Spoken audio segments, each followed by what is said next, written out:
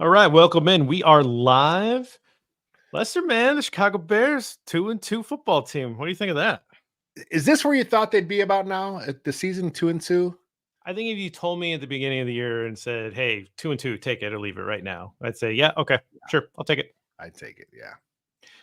I think because, and again, I've been pretty consistent in this. I hate the idea of going through the schedule and saying like, win, Yeah. that's a loss. They can't win that game. I mean, because they can win any game, they can lose any. Like it's just like I don't like that, but I think you can get a sense from strength of schedule with over unders and things like. I think you can kind of get a sense of where things are going if you kind of look through it like that. But then they do play the games, and then there's surprises and teams get injured or teams have a draft that comes out of nowhere and buoys a team up and they're feisty or now they're really good, right? So you just never really know. But yeah, I think given a rookie quarterback, new offensive coordinator, offensive scheme, offensive system, that you feel like, yeah, 2-2, you'll take it. Yeah. I think the way they got to 2-2, I think fans are that's where the angst comes, right? It's like they wanted Caleb to be like just going nuts, right? I mean, that's not how NFL works. I mean, what Jaden Daniels is doing in Washington, fantastic. He's having a great start to his career. If he keeps up, we'll see what happens there. But that doesn't happen very often, and it's he's got a little. It's funny because all we heard about was Caleb's situation, right? How great it was, but in Washington, he's not getting touched. He's not getting pressured. The run game is just working. He's having such an easier time of it. He's making the plays too, but it's just a different situation. No one expected him to be doing this, what it is. But hey, kudos to him. Kudos to Washington. They're playing good football right now too.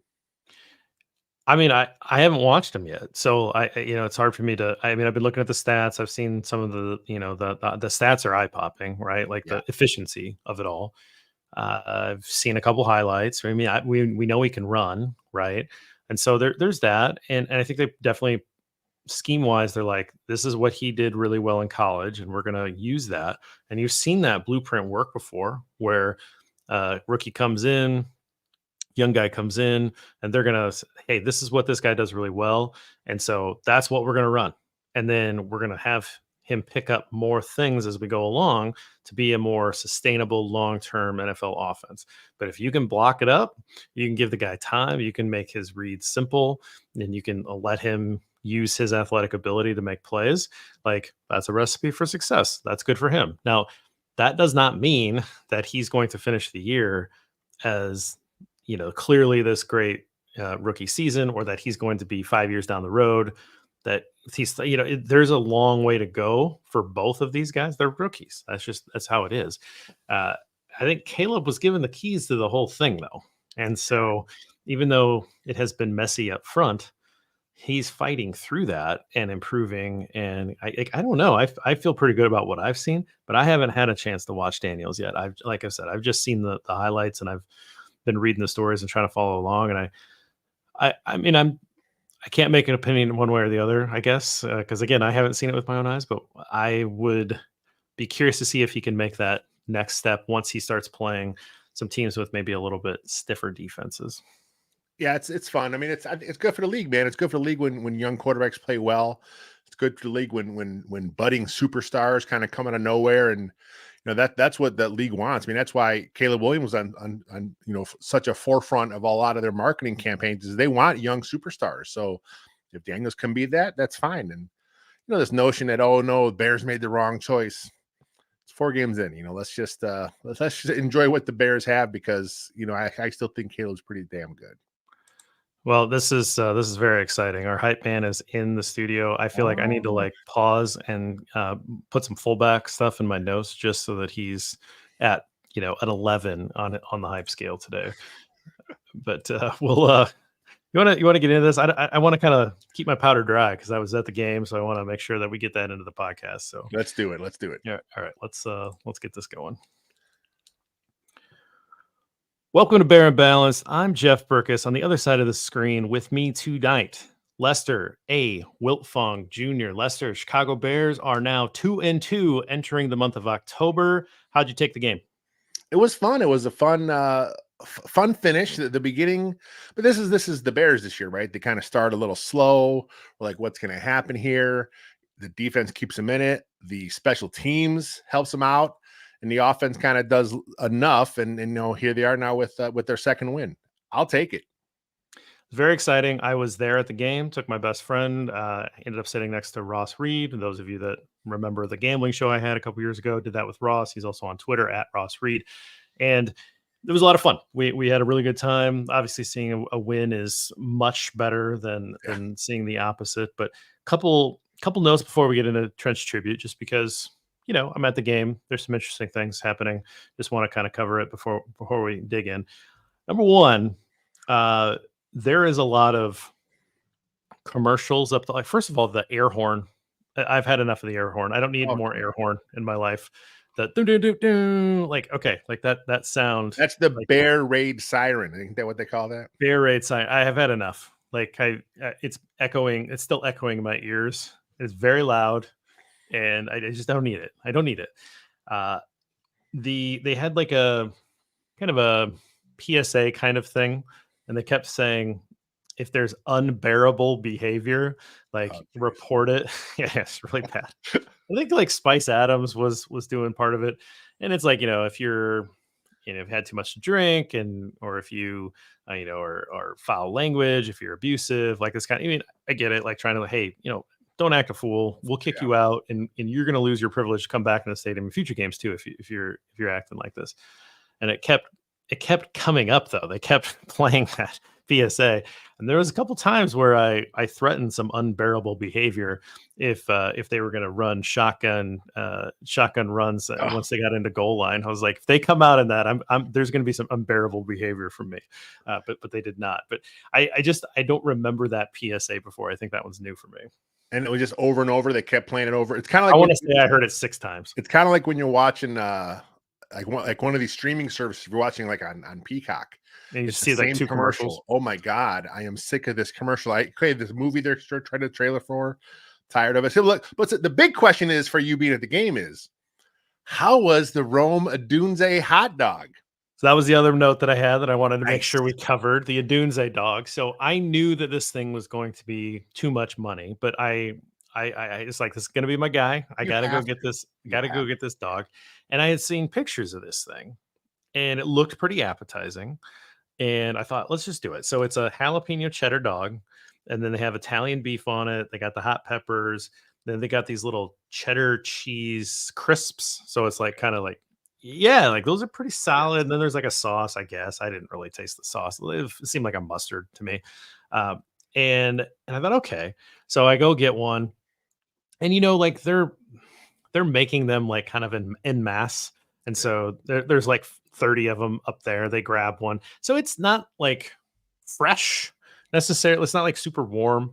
And then it definitely doesn't look like that. You know how you get like the beautiful picture of like the Whopper, the Big Mac or something, and then you actually like unwrap it, and the pickles are shoved to one side. Yeah, like it looks nothing like the picture.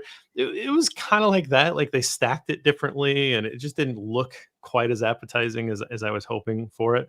But I did think it was a pretty good eat. I did enjoy it. Now, is it worth $18.15? That's to each person to decide whether or not the value proposition is there.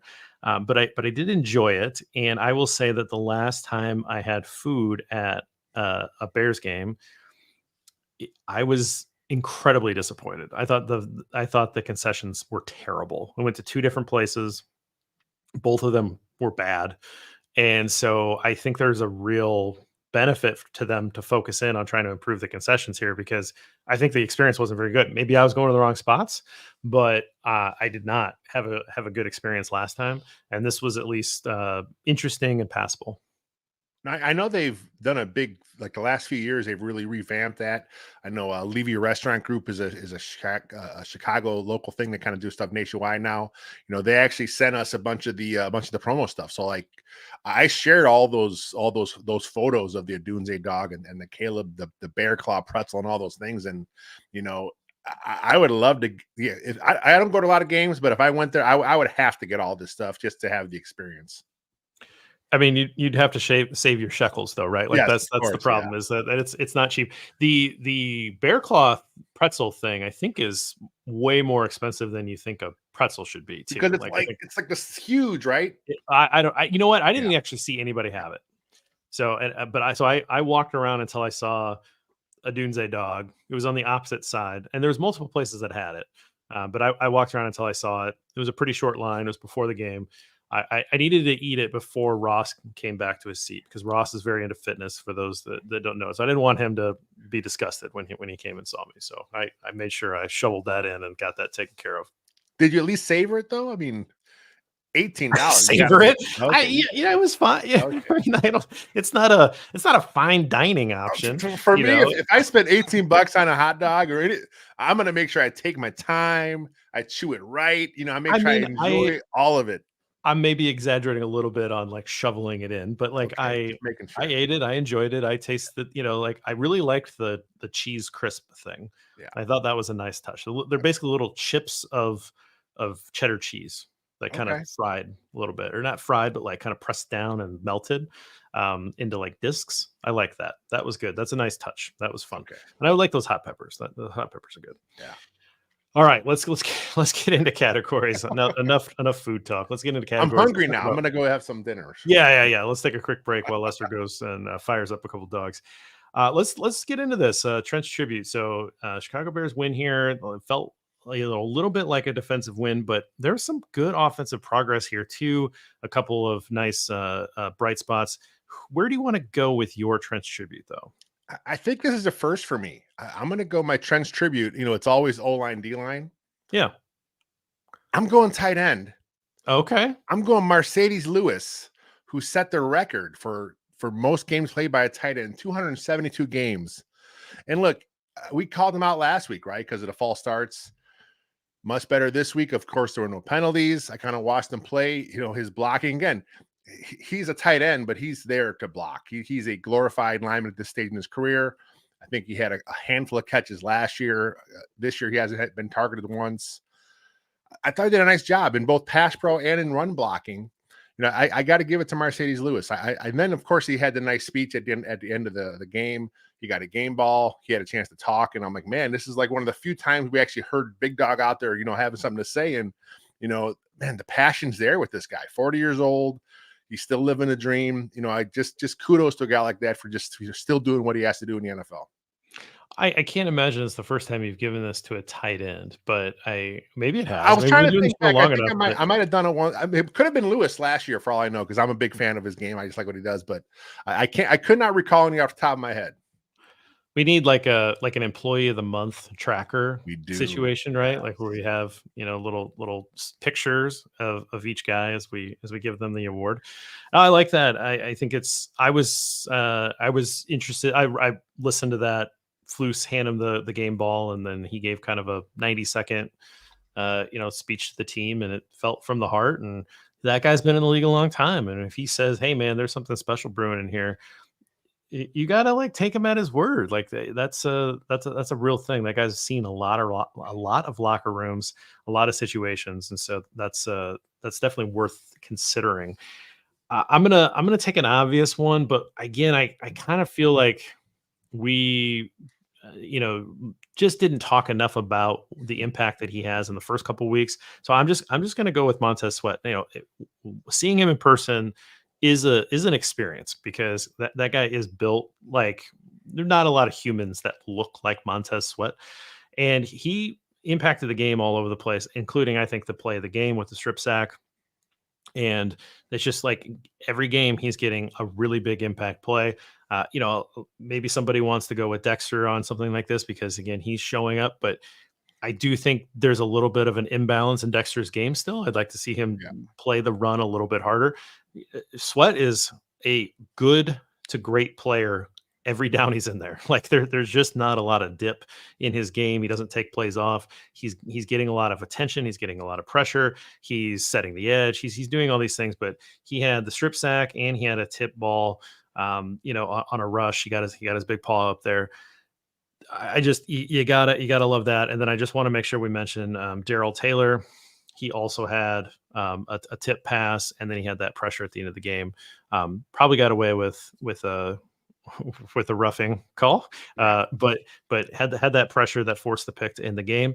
And so we want to make sure we mention Taylor as well. But I just Sweat is so impressive to watch, and he's an impressive looking player in terms of just the physical stature that would be very intimidating as a defensive end. Like, I mean, I would think that if that guy's lining up against you, you're like, "Whoa, I'm in for a day," right? But he really made his impact known, I think, early and often. I really like watching players like that. He does so much good for the team, right? Like you hear defensive end, it's always sacks, pressures, he does everything. I mean, he is good against the run. He will command the double team so his guys can get free. He's good on stunts. I mean, there's not a weakness in his game. I mean, he's just a really good football player, and it's cool to kind of watch those guys on your favorite team. Absolutely. So let's move on to the Twitter portion of the program where we bravely go onto this platform and continue to try to make sense of it all so that you don't have to. If you want to, of course, you should join us. And I'm at Gridironborn, and Lester over there is at Wiltfong Jr. right. Very easy. Definitely didn't forget that, and that's why I had you fill in the gap. I wanted just to make it interactive there. My tweet today is from Adam Rank. Everybody knows Adam Rank. He's a Bears fan. He's up at the, doing the big time stuff, but he loves the Bears. And he says finding out Tom Brady wanted to come to the Bears is like finding out years after the fact that the homecoming queen was into you in high school. It is a very funny tweet. Yeah. And had a good time reading that. So first of all, who was the homecoming queen? No, we're not going that direction. We kind of, back channel heard some rumbling, you and me, and some others that this was a real thing, but it wasn't anything that we knew for sure or anything like this. So Brady coming out and saying it himself is pretty newsworthy and noteworthy. So, what do you think about this news? I know that has nothing to do with this game, but I felt like it came out this week. We have to at least touch on it because, boy, would that have changed the franchise trajectory in a very specific way. Yeah, I mean, when it came out, I mean, it was all over social media. Obviously, they talked about on the broadcast.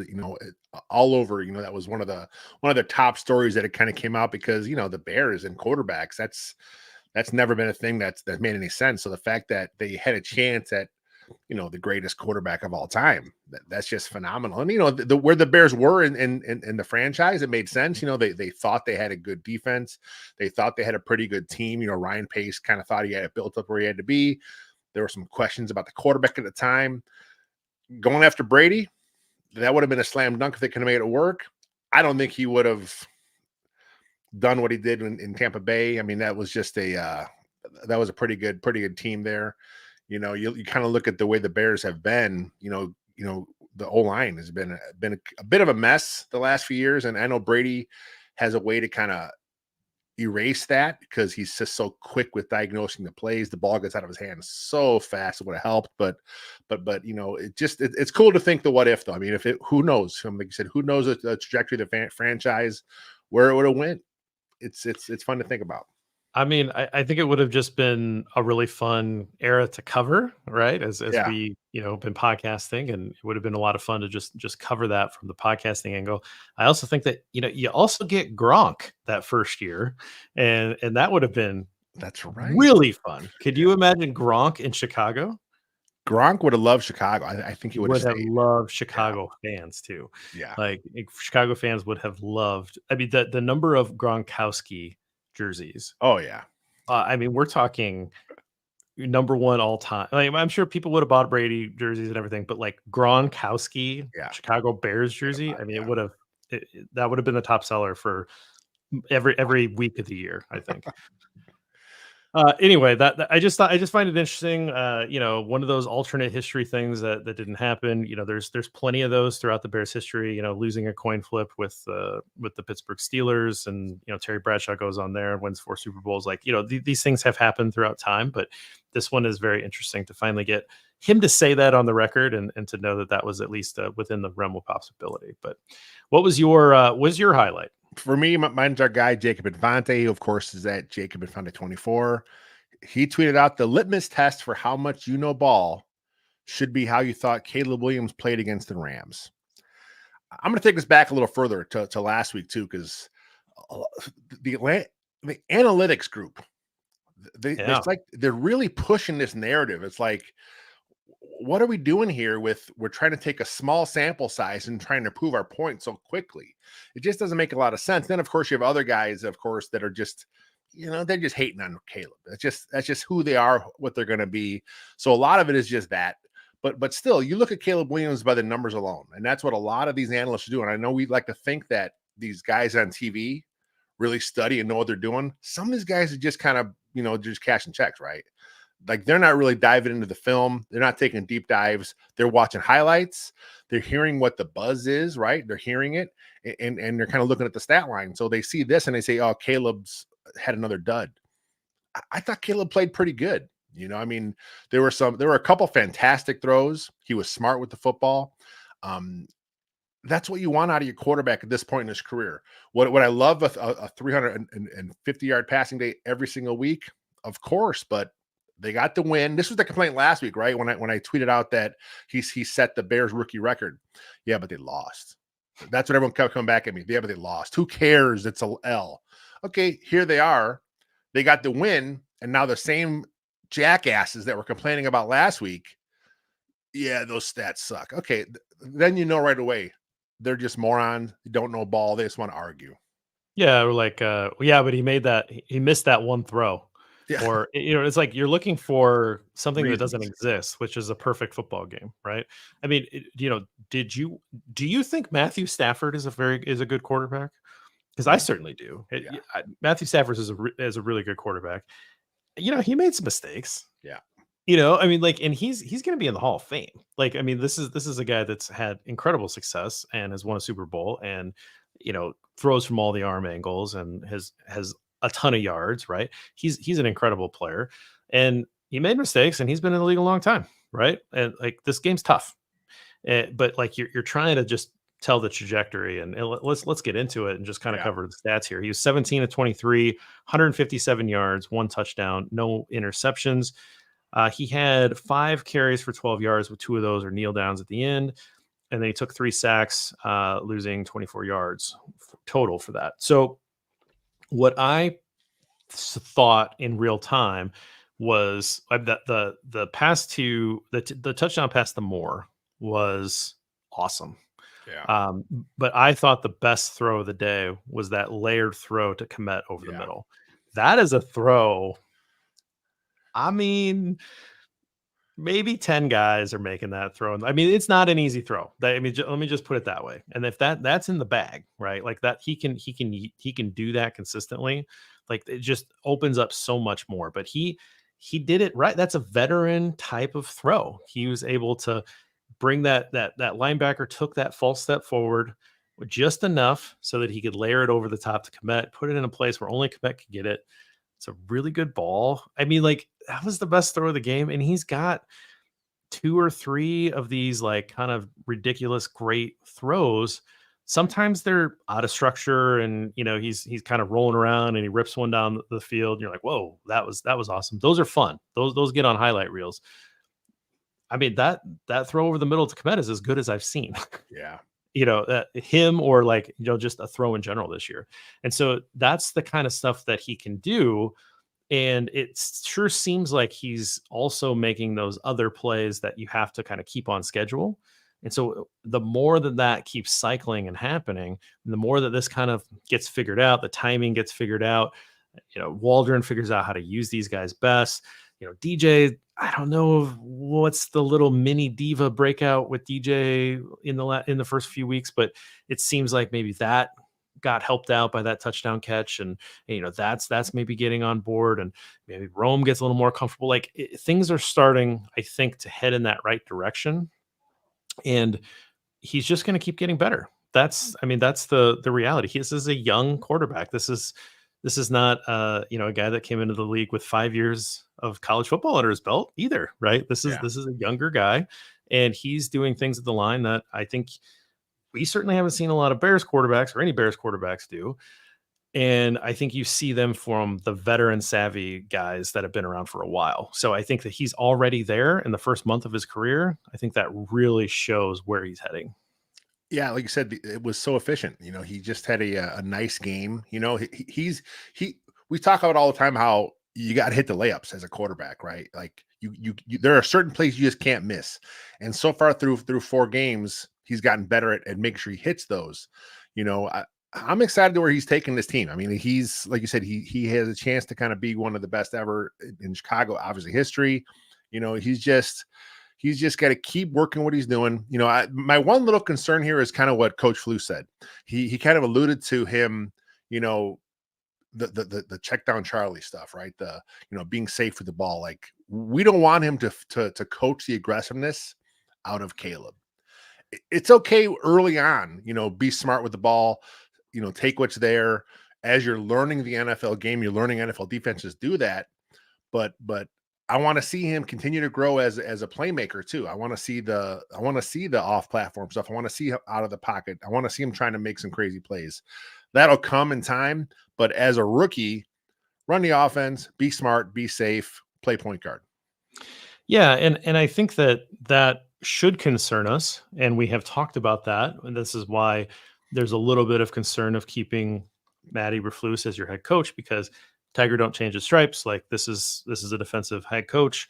He's going to view the game in a very certain way, and when you win a football game like this, you like see like this is why, right? But not all football games play out like this, Yeah. and there are times where your defense is going to get exploited, and they're not going to hold the opposing team to field goals instead of touchdowns, right? Like the Bears defense did an excellent job of tightening up when they needed to, and they did a good job of getting off the field when they needed to. The punter came through, which we'll talk about here in a bit. Like all those things really worked for this style of game, but there's going to be times where you're going to need him to make plays. And if you've coached that out of him, which hopefully that never happens. But if Hopefully, you've yeah. coached that out of him, then you don't have those tools available anymore. So you have to like continue to grow that.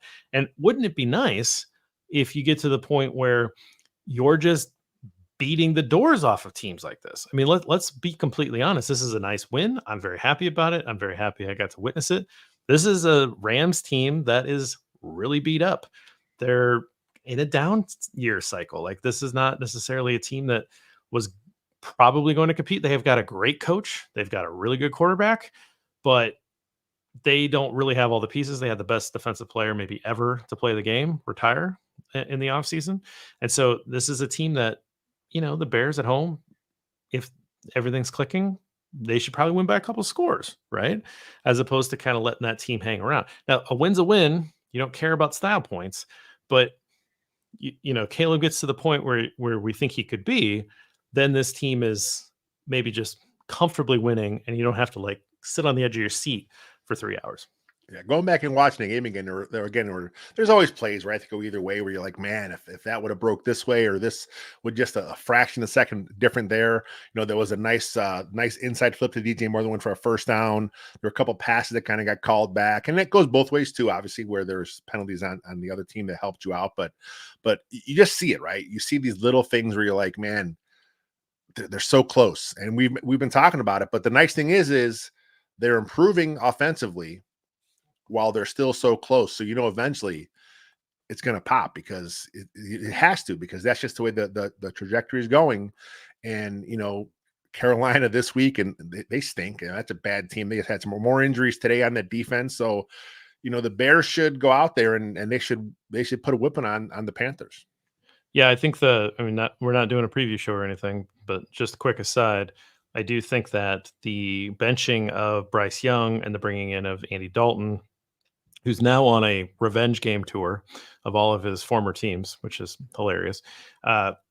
I think that that provided that team with some short-term jolt, which Yeah, happens sometimes, right? You rally around this move, like everybody's kind of irritated with this one particular player, the lack of development, and so the locker room's upset. Now you get this veteran backup come in, and there's like a charge there.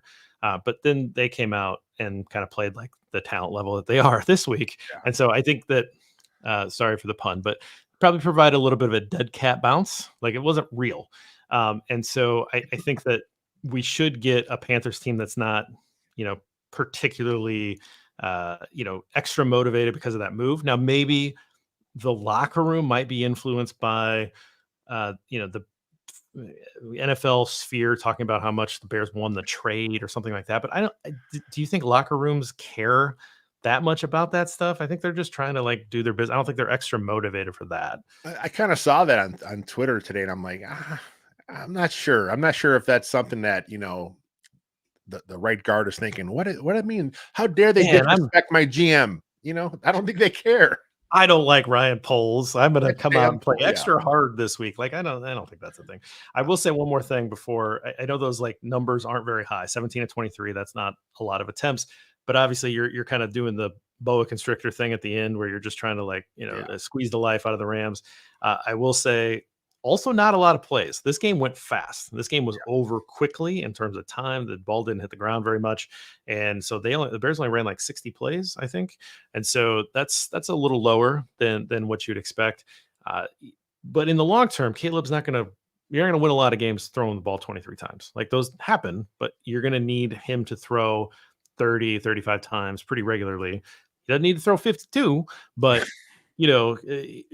those numbers will come up with the volume. But overall, the efficiency's there. The yards per attempt's fine. Like everything, it was a good game. Took care of the football. Probably could have had a second touchdown instead of that field goal, right? Like if he hits more, more keeps running. I think that's a really well placed ball.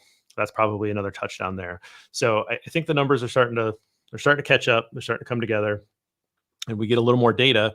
Which, yes, Lester, as a data guy, I like to have more data of before course. I try to make any sort of decisions and grand statements. And so the data people that come out and violate some of these basic rules make me lose all respect for those individuals and say you shouldn't even be engaging in that conversation. You should be trying to stick to the basic principles of statistics. But then I am also really annoying with that stuff, and I realize that no one likes to hear that. Everybody wants to make up their mind in September about how a guy's career is going to go. So I guess I'm just not. I'm not worthy of the clickbait stuff. But Yeah, let's move on to caught yeah. up in a numbers game. Segue right to the Speaking of numbers. Man, stats, speaking of numbers, what do you got this week? my number this week is the number 3. And that is the number of sacks that Jervon Dexter Sr. has this year. It's also his tackles for loss this year, 3. Both of them are career highs, which he has set now in just 4 games in his sophomore season. We talked about a little bit on the top, how you said you'd like to see more in his game. And I do think his run defense, which I thought would be the strength, just because that's what he did more in college. He was more of the plug guy, just kind of the gap controller. We're seeing him play a little too high still. I mean, it's still part of his game. He's still working on it. But again, we talk about young players. He's another young player, second year. He's learning the new technique still. I think he's a good football player, and he's going to get better and better as the year progresses. Yeah, I like that. I mean, you cannot complain about a young player who's already got 3 sacks Yeah. in the first month of the year. Like Yeah. I'm definitely not complaining about him.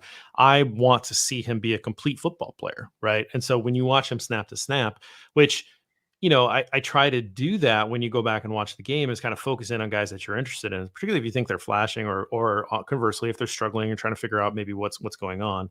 And so when the defense is on the field, it's hard to not watch Sweat because he's really good and he's interesting. But I want to watch Dexter. I want to watch Dexter when he's in there. And that's kind of what you pick up is that there's maybe a little bit of a lack of consistency. It might come with time, right? Where he becomes a little bit more of a professional and understanding all of that. I mean, watching Billings is really fun because Billings is really consistent snap to snap, right? And so hopefully Billings kind of is able to influence him as we move along. But the flashes are fabulous. Yeah. And so that's the stuff that everybody's going to gravitate to because they're going to look at these stats and it's like, yep, absolutely agree. Also, would like to see some of that consistency kind of add to his game. So my number, Lester, is 48, 48. and that is 48 additional yards of positive field position influenced by the punter, one Mr. Tory Taylor this week. It took us 34 minutes to get to Tory Taylor. I am Oh, shocked. I am oh, shocked. buddy. Now, when I went to the game, I thought that, I bought the Adunze dog. I thought maybe I would get a great Rome Adunze play and I would get that, like, yeah, Rome, this is my guy. Like, he broke out. Well, he broke out last week probably, but like, he had this great play while I'm there. Isn't that great? It's a great story. I didn't get that. I didn't get the Rome play. But what I did get Yeah. was my guy, Tory Taylor, having the best game of his young career because his 5 punts added 48 yards of expected field position over average, over what you would expect. And even just by himself, that translates to like a point and a half of suppressed points expected. And so it was a really impressive day. Even the punt that was a touchback was still a positive punt based on where he punted it from. And if he was able to like stick that up in the air, like, I mean, it was very close, bounced at the one. It did go in the end zone.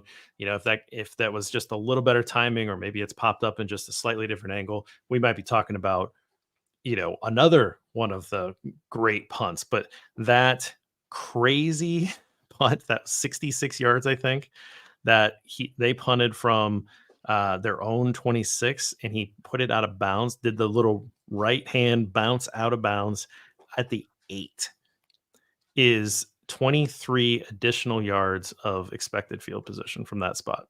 I mean, it's like honestly, it basically wrapped up the game. That's how good that punt was. Like when the punt happened, you think, yeah, it's over, and That's what it felt like. you know what? I had people coming at me a little bit on social media, like, "Oh, he's still a punter. Who cares?" Like, I'm still getting some of this. You still can't spend a 4th round pick on a punter. Let me ask you this: do the Bears win that game yesterday without Tory Taylor's punting it like that? I mean, I think he's clearly a pretty big difference in that game, right? I mean, those drives starting at the 8 are really tough on an offense on the road. It's loud. It's particularly loud near the end zones. Not only is it uncomfortable because you got your back to the end zone and you don't want to take a safety, or you don't want to make a bad play, but it's louder because you're closer to more people, right? If you're in the middle of the field, you only have the 2 sides of noise, right? But if you're closer to the end zone, you have the whole end zone section, raining down noise as well. And so I think that it really is difficult for an opposing team, and then you're fired up because your defense like can kind of smell blood, right? And so I think it is a really big influence. And I think I'm someone who probably didn't think it was that big of a deal. And then the COVID year happened where there was no crowds, and you could Yeah. see how like the home field advantage was basically nothing Yep. because there were no crowds, and you could see that there was like a statistical difference. And it was like, oh, yeah, actually, fans kind of get together and like they can really influence these offenses. So I do think that those punts, particularly at the end, really did influence here.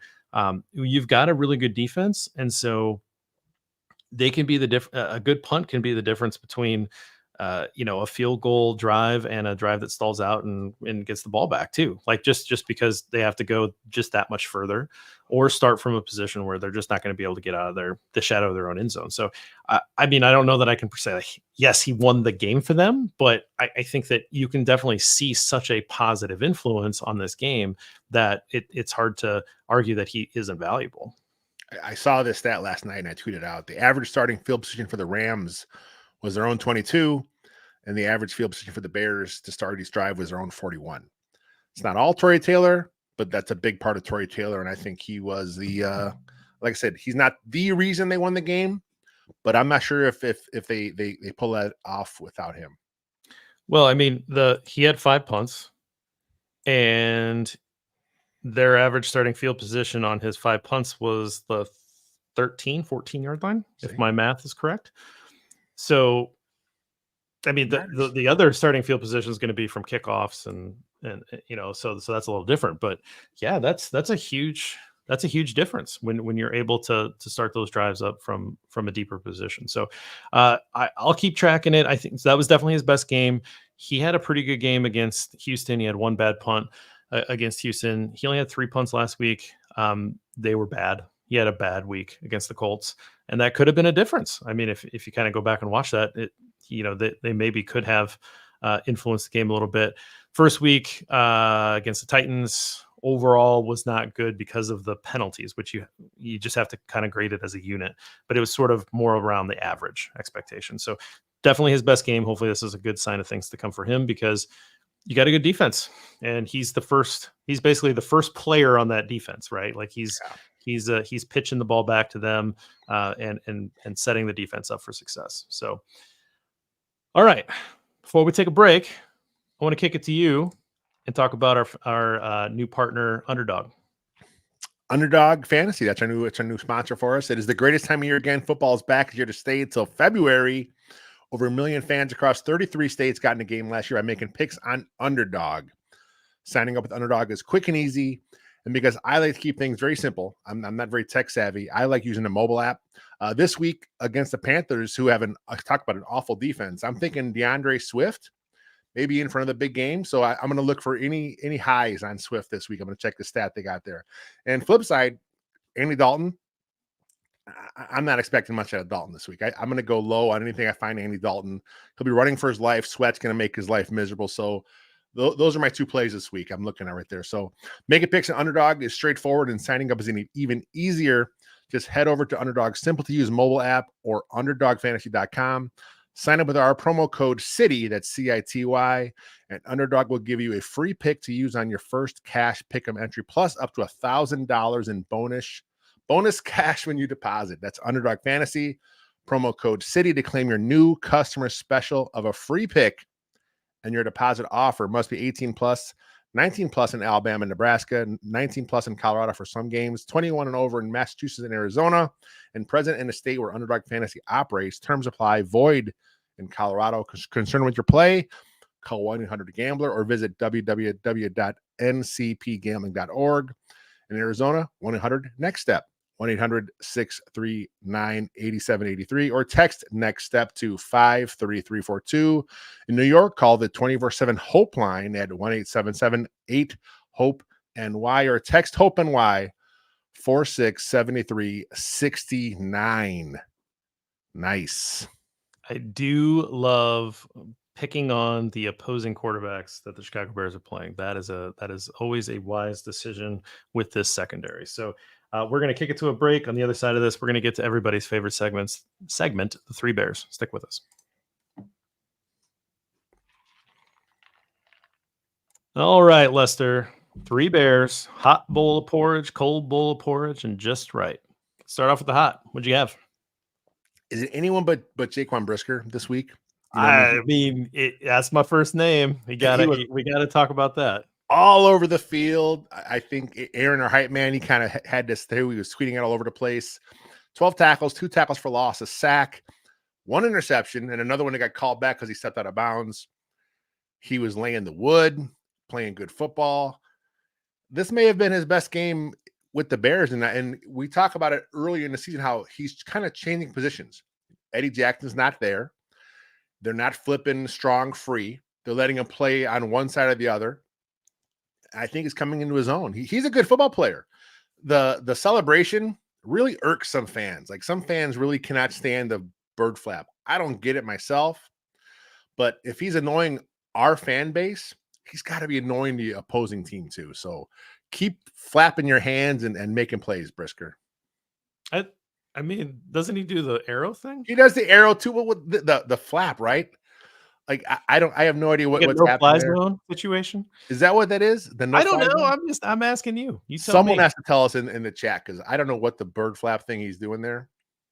So I had no idea that he had 12 tackles. That was a surprising number. But you felt like he was flying all over the field. The first interception, well, the interceptions were in front of our seats, but the near interception was closest to where we're at. So I mean, I'm staring at like the 12-yard line and 9 rows up. So I'm pretty close, right?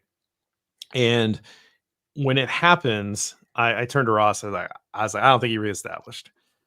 And like, and I look down, and so everybody's going crazy, except for me and like a couple. You know what I mean? Like it's one of those where you're just like, I don't think I think he stepped out. I don't think he reestablished. And I saw the ref with his hat off, and which means that they stepped out. Yeah. And then I saw another ref come in, and they're chatting, and I was like, I don't like this. And then they pointed up to the score to like, the press box or whatever, basically like kick it up there. You need to review it. Yeah. And it's a scoring or a turnover. So I think they do that automatically anyway. And then there was a moment where Caleb and the offense are on the field for the Bears, and then the Rams kicking unit is is out on the field for the Rams. And it was like, this is different. So anyway, that was just a kind of an interesting fun moment, but and not fun in the result, but it was just a funny moment, I thought. But you could just tell he was kind of flying around. Now, fun story. We stayed in the hotel the players play in, rode down the elevator with Brisker. So maybe I was able to provide some good luck. It was Cairo was in the elevator as well. No Torrey Taylor might have actually No, said it something was again. Cairo Santos and Jaquan Brisker in the same. Were they hanging out together, like partying in the room before the? I mean, I don't know. They were on a floor. They got onto the elevator after I was already on. Okay. So I guess that like we had a pretty high floor. The elevator stops. 4 Bears players walk in. I can't tell you the other 2.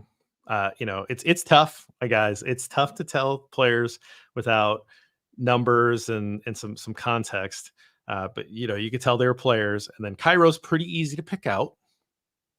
And then I could tell the other guy was one of the other guys was Brisker.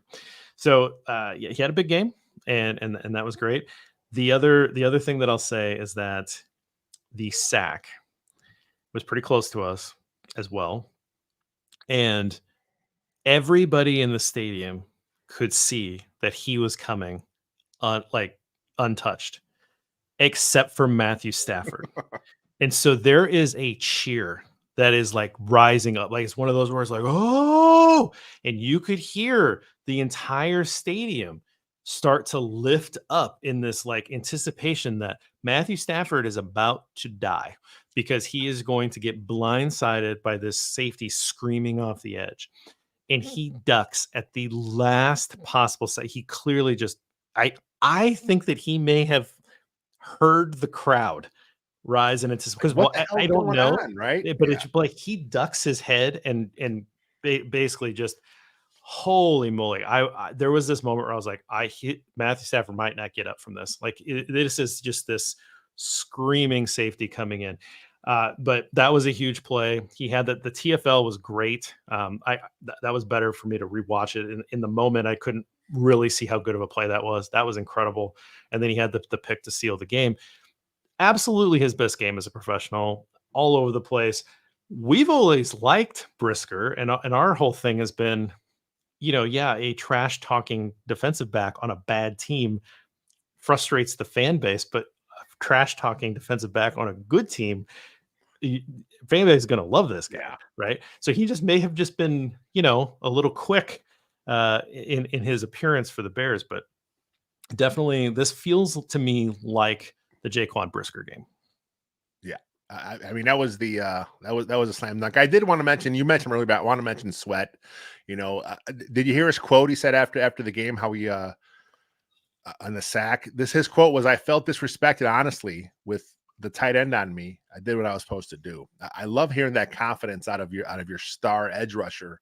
Like, how dare you put a tight end? And then it was a back came over too, but he's like a tight end. And then when he sees that, forget about it. He's going in there. So, it's funny because like as Bears fans, we see the Bears put tight ends on edge rushers, and I hate it. I can't stand Yeah. it. So it's good to see our team benefit from something stupid like that. Well, it's like the last week where Carter was trying to block a defensive Oh, end and he used geez. him as a projectile I tried to to block make that the out. tackle. And so it's nice when you see the other team make I think Brian Baldinger had a little video clip up today on Twitter, and he called it like a chalkboard or a blackboard or whiteboard blocking assignment or something. Where basically Yeah. like, yeah, you think this works when you draw it up with X's and O's. It was exactly what we were talking about last week. I thought that was really funny. Uh, I will also mention we talked about Torrey Taylor. I don't need to talk anymore about the punter, but this was his best game. He deserves a little bit of credit here.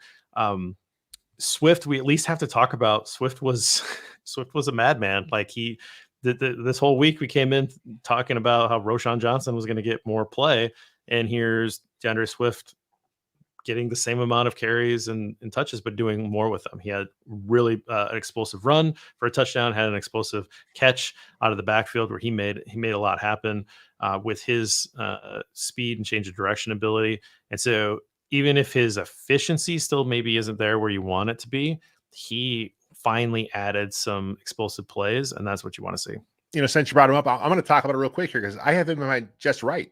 Okay. Because Okay. look, this is who the Bears signed, right? I mean, he is this kind of player. You talk about his efficiency. He is a volume guy. You got to get him in space. You have to use DeAndre Swift correctly. He has not been used very good the first few games. They used him correctly. Seven targets, 7 receptions, 72 yards. 16 rushes, 93 yards. That one run where he jumped over a guy, blocked beautifully. He had room. The O line was giving us some creases this week. This is who the Bears signed. I talked about it last week. 1.8 average yards per carry. That's what he was going to the game. I'm like, dude, that's not DeAndre Swift. I don't know what's going on with Swift. Everyone's calling from, bench him. He's still the best tailback on the team. I look, he's gonna have a nice game this week because the Rams front was young. The Bears online are going to commit to the run. I did not buy none of this. They're gonna bring more Roshan carries. I figured he'd get a few carries. It turned out Herbert was the guy that hurt because he got no touches, right? So it was basically all Roshan, all Swift. I knew Swift was going to be fine. He's not going to make a Pro Bowl in this Bears offense like he did last year in Philly. He's a pretty good football player. Use him correctly. Yeah, I'm glad that you wanted to talk about him in that category, but I felt like given his start, he was worth at least mentioning in this one. But for sure. And then I'll mention one more, and particularly since we've got our guy Aaron in the comments here, but Doug Kramer, nice 2 plays as a fullback. Both positive plays. There was the touchdown run with Roshan where he led the way, and then another play with Roshan where they got a big first down late in the game. So he was 2 for 2 as a fullback. Doug Kramer making an impact. Good for you, big fella. Love to see it. I think we called it last week. You're like, look, you said, quote, get Bill Murray's ass back there. Yes, that's what you said. Get Bill Murray's ass back there. And it wasn't Bill Murray, but we were pretty close. I mean, that's a offensive line, backup offensive lineman. Put him as a fullback. Get him in there. I'm taking it as a win. I think it's a win. I just liked how you phrased it last week. It was very funny. All right, let's flip it around. Let's talk about the cold bowl porridge. And again, opportunities here to give a few of these out. I'm in a good mood today, so I'm kind of keeping it still positive, even though it's their cold bowl. So here's my cold bowl for the Bears. It's their base package, right? It's only been on the field, their 4-3 defense, 13% of the time. They're not getting a lot of work. Jack Sanborn, he's forced to ride the bike to stay warm. They're just not getting much work. But here's the cool thing about this. Nate Tice, who does stuff for Yahoo Sports now, he found a cool nugget that the Bears defense is currently allowing 3 yards per play on early downs when they have their base 4-3 personnel in. That's the best in the entire league per next gen stats. The league average is 4.9, so almost 2 yards more per attempt here. The problem is the Bears just don't run base very often.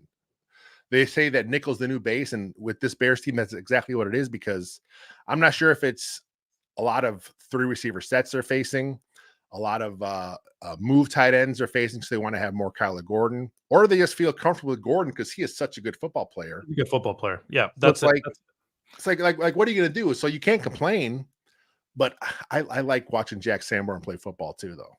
I mean, I think they certainly feel good about Gordon and Brisker being able to make plays at the line of scrimmage. I think that's a lot of it, right? And so they don't need to be there. I will say that from a how we talk about this, I think we need to get over.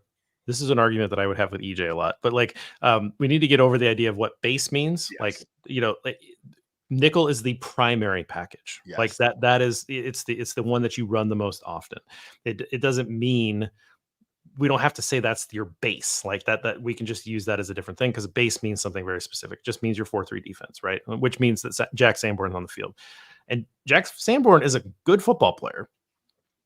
So yes, it wouldn't be a bad thing if he had to be in there a little more. So like let's say Gordon had to miss some time, you might see a little bit more of a shift because that may now be your next best defense. But you want Gordon on the field because he can make those plays at the line of scrimmage, but he can also do so much for you on throughout the entire field, right? Yeah. So this is really the idealized version of this defense is to have those defensive backs out there. This team is really led by that secondary. So but yeah, that's a good nugget there. I will say that it's hard to give a cold bowl of porridge to people that are struggling, but Coleman Shelton, I Oh, just don't. It's not looking good. He's not having a bounce. He did not have a bounce back game.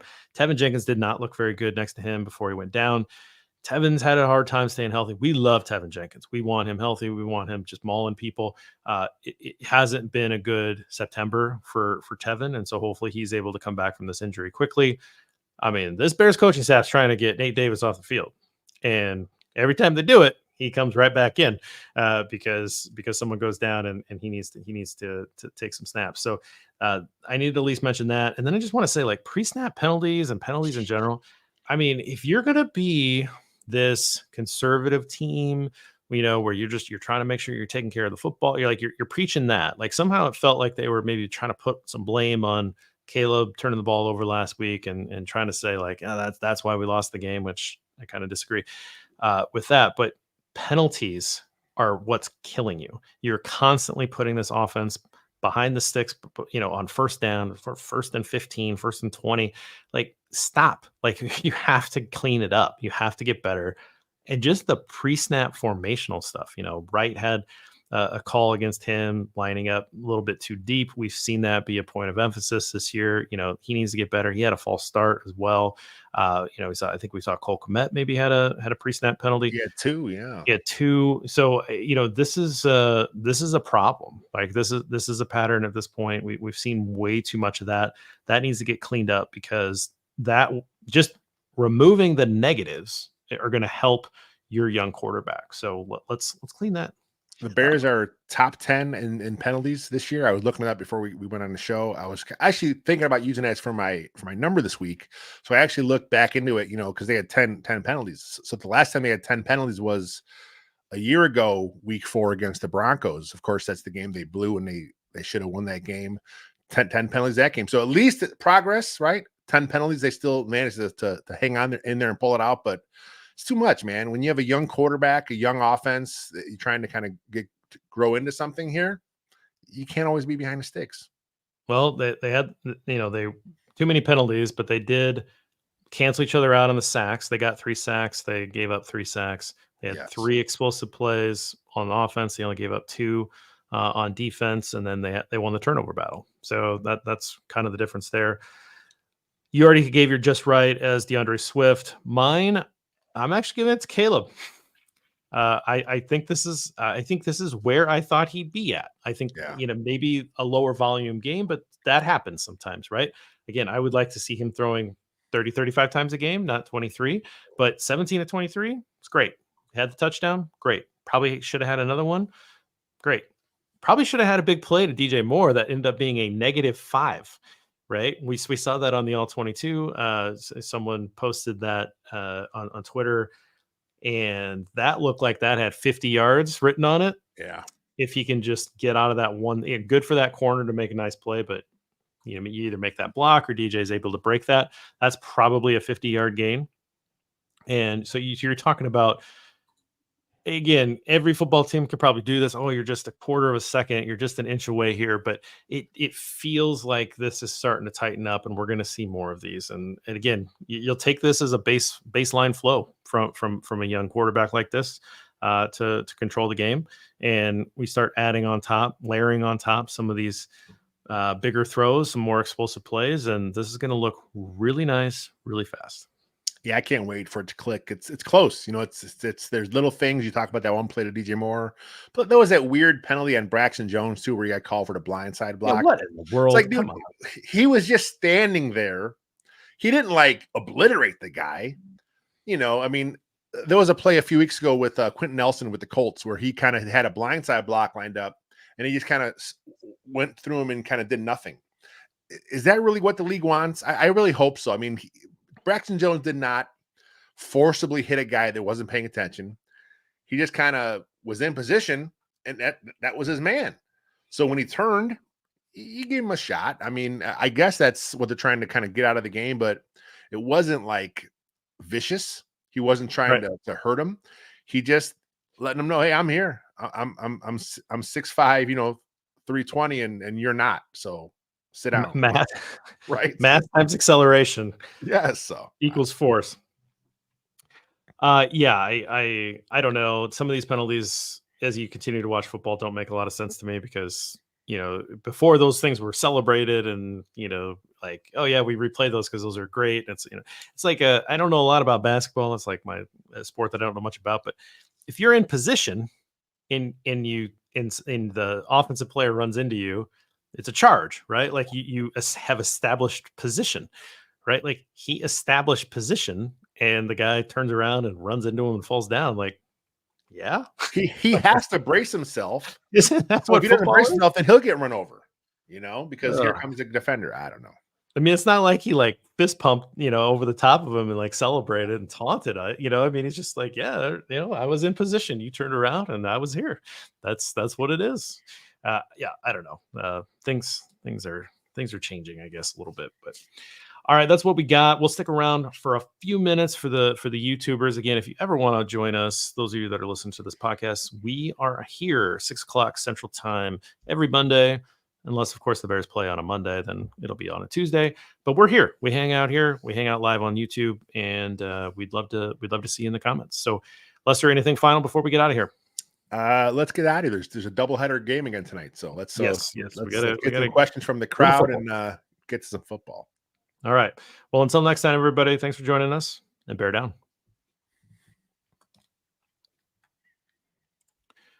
All right.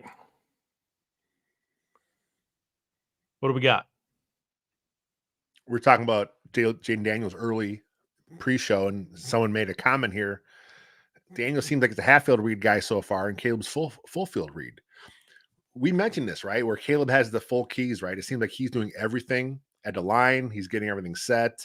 He has full offense at his discretion. And like, I have not watched a lot of Jaden. I've watched a few. I've watched a little bit of his stuff that's been on here, but you look at his spray charts, and it seems like a lot of the stuff is geared towards the right, because that's the cut we heard was he's more comfortable throwing that direction. Plus, he's got a really good OC.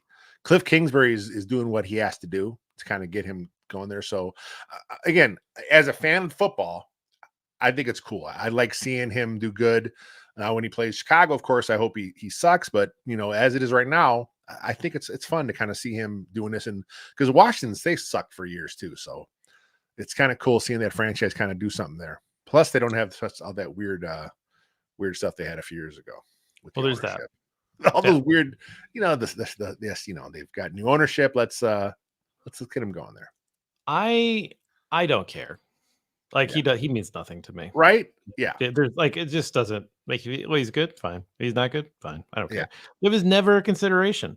There was not like a back and forth between the two. Like this, he was never in the consideration set for the Bears. He means nothing to me. The media is trying to drive this, right? Like the national media. Well, of course, right? You hear it every time. Like last year, you've got. I mean, they want to do that because last year, right? They want to do it with Bryce Young and CJ Stroud, and I just.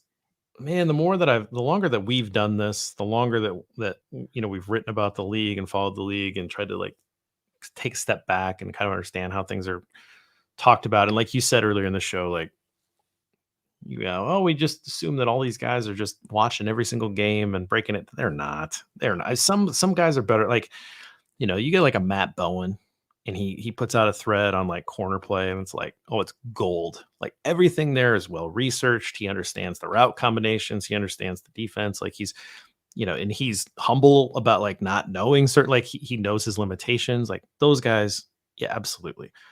Honestly, Kurt Warner seems pretty consistent in how he understands what he's looking for and what he's like. A lot of these, I think, what's the quarterback room guy, JT Tim Jenkins, JT O'Sullivan, they do pretty good work. O'Sullivan, I think, is particularly good, and he's got his bias, right? He's got Yeah. his biases, but has a pretty good understanding of things. He's got a pretty good like, hey, it's like young guy, we got to improve here. Hey, you got to give this guy, he seems to be realistic in what he's looking for, but he's also like, he's working through the game film with you. Yeah. Like, this is what we're doing when we're going back and we're watching, we're probably, you and me are watching more line play and things like that. But that's what he's doing. He's going down, he's breaking it out, he's showing me the concept. Like, that's really good. And that's good for me. Like, I don't know how to play a quarterback. Yeah. Right. So it's good for me to learn from people like that and either confirm, or like I might think something's not a big deal and he's like, no, this is huge, or vice versa. Right. I might be like, I don't know why this guy's struggling with this. And he's like, it's there. That's just timing. It's just more time on task. Oh, okay, cool. You may feel a little better about it. Right. So what I see with Daniels, when I see it, it's like, yeah, he's doing a lot of this stuff that he was really good at in college, and that's Yeah. good for them. They're able to make that translate in the pros. Great. It doesn't make me feel any better or worse about Caleb Williams. Yeah. It means nothing to me. There's like a group of Bears fans that want to make it a battle, and it's not going to happen. So Christian Solid says, I wonder if Daryl Taylor, of course, will get signed at the end of the season, or are we drafting a defensive end? I think it might be both, right? I think, Porque no los dos. yeah, Why not both? I think you need more pass rush help. I know you got Austin Booker this year. I think he's going to be something. They're working him in slowly but surely as this season progresses. Taylor looks good. Coming off the edge, he had, like you said, a nice play where he kind of. I forget who broke it down. It might have been Bowen who broke it down. He kind of showed him kind of coming off the edge, like he lined up way outside. Anybody went in, but he was rushing against the guard. He was rushing the inside gap. So that's tough. Then as soon as he made contact, he just spun off and he was clear. So I like Taylor. I hope he does enough to kind of earn another contract. I think that'd be good for him. But I think you can never have too many pass rushers. So keep drafting them. Yeah, I mean, you and I have talked about that, how a lot of times the defensive end versus a tackle is about how you negotiate space, talking about it from either defensive end perspective or from the tackle perspective. But from a guard perspective, you're talking about leverage, and you're trying to understand how to, like, it's a lot of strength. It's a different spot. And so when most of the time we're talking about it, it's like the transition from guard to center, or guard to tackle. It's a different skill. Some guys can do it well, but it's pretty rare, right, that you can find people like that. But then if you're going to have these NASCAR packages where you're going to have more of these defensive end type rushers and not your like bigger guys, because you're not worried about a run and you're just going to pin your ears back. If you just line them up at the line, if you line Daryl Taylor up in a 3 technique and say, go forth, he's going to lose pretty quick because the guard's going to get into him. Yeah. And he's done. Like they're going to get out leverage. So don't play that guy's game. You play your game by using your edge rushing, speed rushing type skill and rush at a guy that's not prepared to handle to negotiate the space. So that was really, I don't know who's coaching that, like responsible for that decision, or if he's more comfortable doing that, but that's a smart deployment of that specific type of player. I'd imagine it's part Flus, part Eric Washington. Maybe the D-line coach is involved in it too. But yeah, that's smart. I mean, and plus, he's up in a 2-point stance. He's just kind of giving a different look. It just kind of, the more looks you can show an offensive line, like maybe next week now when you do that, you run a stunt off that same look. And now, of course, here you are, the Panthers are going to scout that and say, oh man, when he's lined up out here, guard be ready. He's coming to the inside, and all of a sudden, here we are in the Panthers. He may set a pick for your other edge to come around. So there's so many games you play where you don't think about it, and you kind of see them. They're setting things up for future on. So I think it was outstanding play. Cloudy, did you see the DJ Moore thing on Twitter? I did. I forget who tweeted it out, but someone at the game was kind of watching him, and they said during the game he kind of was sitting off to the side. When the halftime ended, he kind of stayed on the bench a little longer. Is he detached? I mean, there was a big brouhaha a few weeks ago where he was kind of looked like he was pissed off. But I don't get that vibe from him, to be honest with you. I think he's just a competitor. He's pissed off in the moment. Was there a play where he kind of maybe didn't go all out at the end there? And yeah, I mean, maybe that is it because he was pissed off? I don't think so. I think it's just kind of maybe he wasn't expecting it. And I think he'll learn pretty quick here with Caleb as his quarterback. You have to always expect it because he's going to go through, even if you're not the primary read, which I think, right. I think last year he knew I'm the guy, right? I'm either the guy or I'm the decoy. Every play, that's me. This year, he's not always the number one.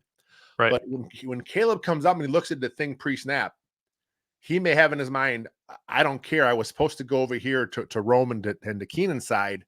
I like my look over here with DJ. And he can't say that obviously in the game, but as they play more together, DJ will learn that. And I think that'll be a connection next time down the road.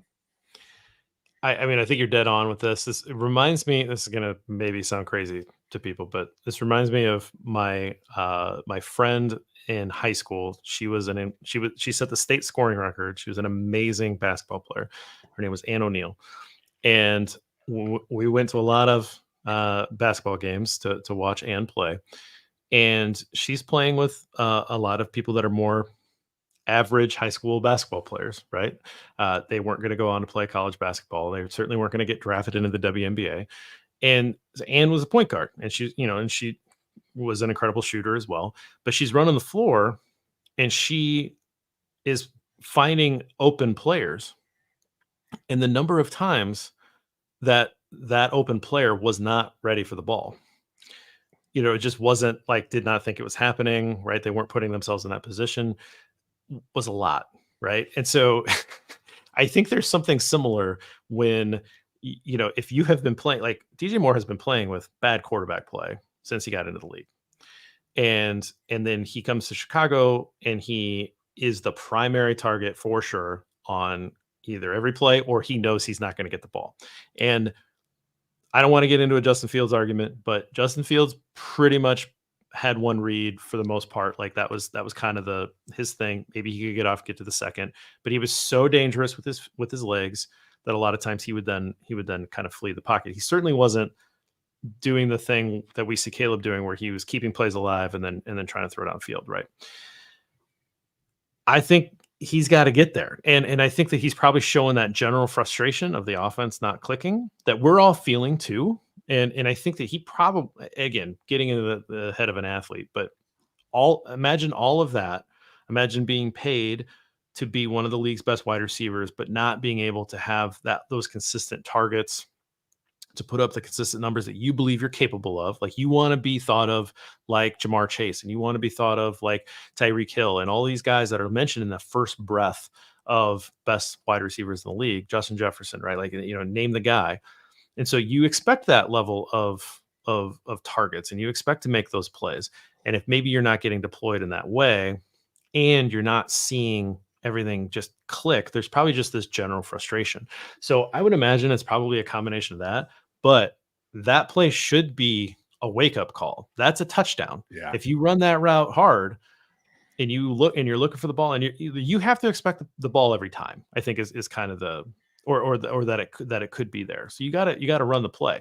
I don't know if that's a conflict for the level of energy that a person can actually deploy in a football game. Like he plays 90% of the snaps, right? So can you go all out expecting the ball every single time? Or are there plays where you do kind of need to be a decoy and, but maybe don't be a decoy when you're running down the sidelines and the goal line. Yeah. Like maybe you can run a hitch and just kind of, hold up and not gas yourself. But yeah, I don't know. I'm not worried about him because I just think that he's not changing he can't have changed that much, Yeah. and I just think that he'll be fine.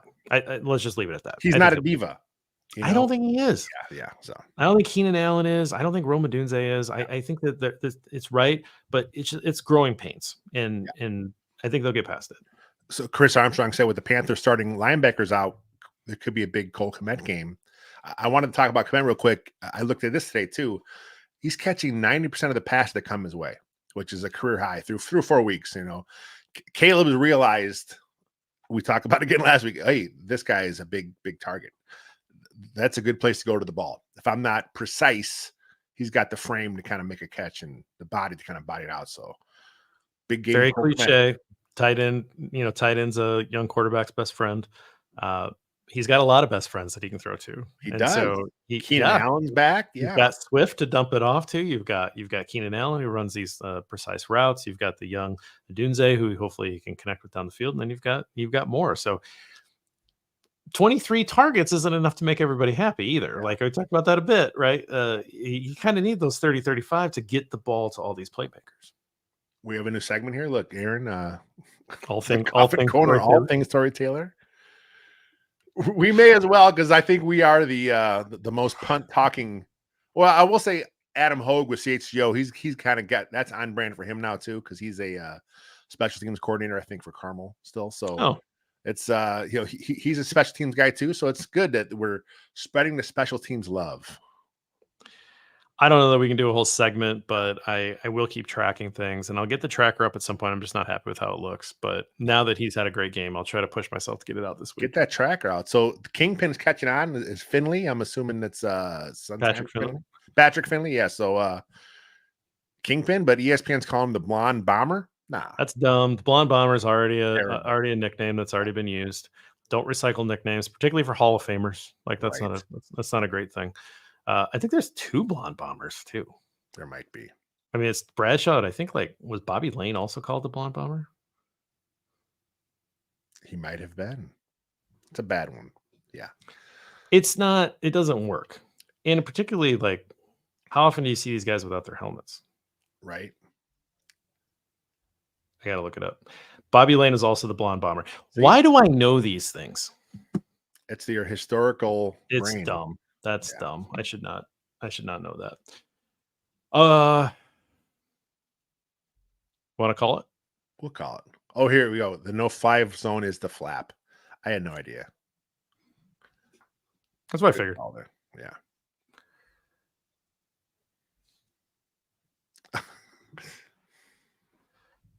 Let's get out of here. All right, sounds good. All right, everybody, thanks. Appreciate the active comment section, and make sure you're checking out the rest of our shows this week. Everybody should be in a good mood. Win helps everybody. Make sure you're checking the site, and we'll see you next week. Are you going to address it? You're just going to put it up. Just throw it up. All right. It's on my Twitter. Anyone wants to know about fart pants, so it's right there. All right. Thanks, everybody.